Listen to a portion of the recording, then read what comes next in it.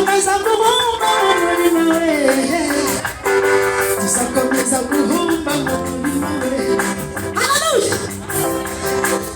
Ariko hari igihe imihangane y'amafashe ngira amagambo menshi. Mariya na Marita na Lazaro ngo Yesu yarabakundaga, niko havuga.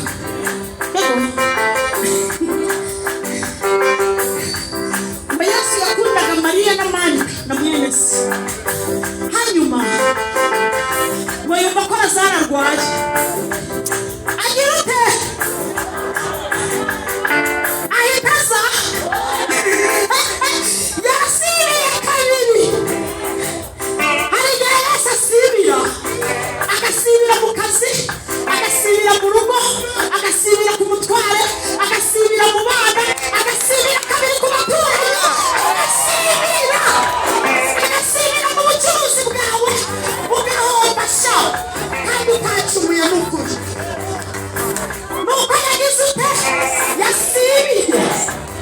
Ujye umutegereza se. Amina. Gusibira si uko aba yakwanze, si ikimenyetso cy'uko uba wacumi, ni ikimenyetso cy'uko amukunda. Yesu ndamukunda we, Yesu ndamukunda, Yesu ndamukunda. Yaravuze ngo ndabakunda ndabacyaha, ngo ndabahana n'ibihano.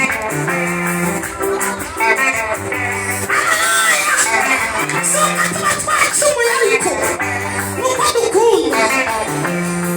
None se Naomi yari yacumuye.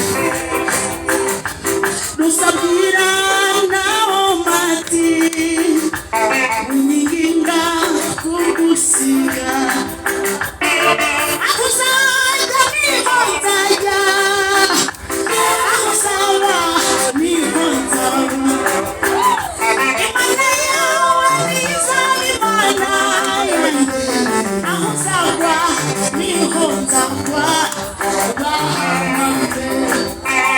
Imana yawe izaba Imana yanjye, aho uzagwa niho nzagwa. Imana yawe izaba Imana yanjye, aho uzagwa niho nzagwa.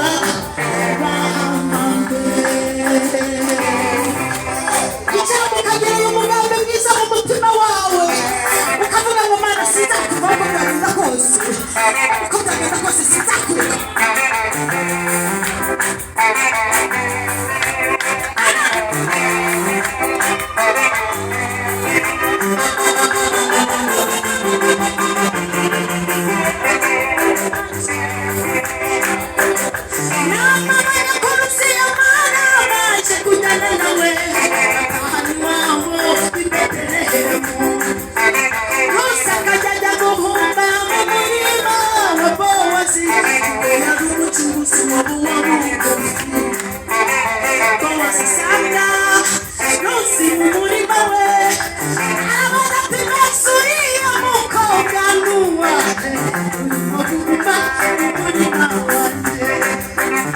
Baramusubiza bati ni wowe